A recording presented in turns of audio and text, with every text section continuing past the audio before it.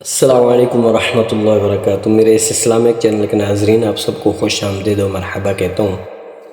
آج انشاءاللہ عز و جل یہ حدیث پڑھوں گا، تکلیف پر صبر، تکلیف پر صبر، پھر صبر پر اجر۔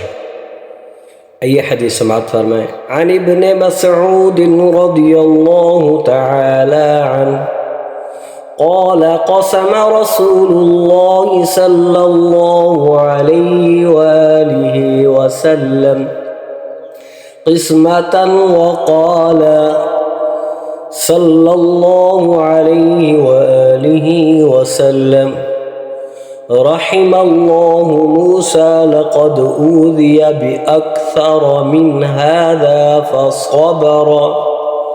آئیے اس کا ترجمہ سماعت فرمائیں۔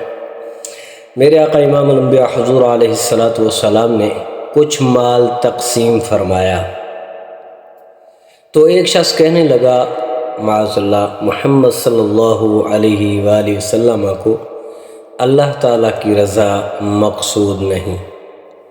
اس نے یعنی یہ کہا بھئی انہوں نے صحیح طریقے سے یہ جو ہے مال تقسیم نہیں کیا، استغفر اللہ نعوذ باللہ۔ اس نے حضور پاک صلی اللہ علیہ وسلم کے بارے میں یہ کہا تو ایک شخص نے آپ صلی اللہ علیہ وآلہ وسلم کی خدمت اقدس میں حاضر ہو کر بتایا تو آپ صلی اللہ علیہ وآلہ وسلم کے چہرہ انور کا رنگ بدل گیا۔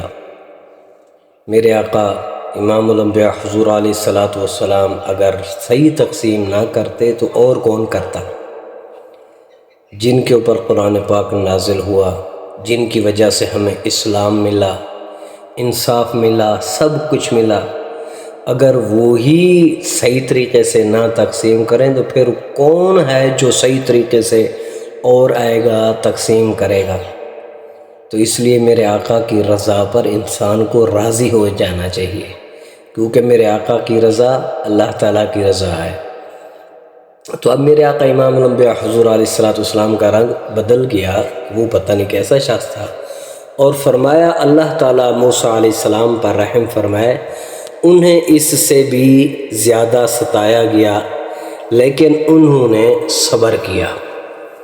یہ حدیث بخاری شریف کے اندر موجود ہے، اس کا جو نمبر ہے وہ ہے 6059۔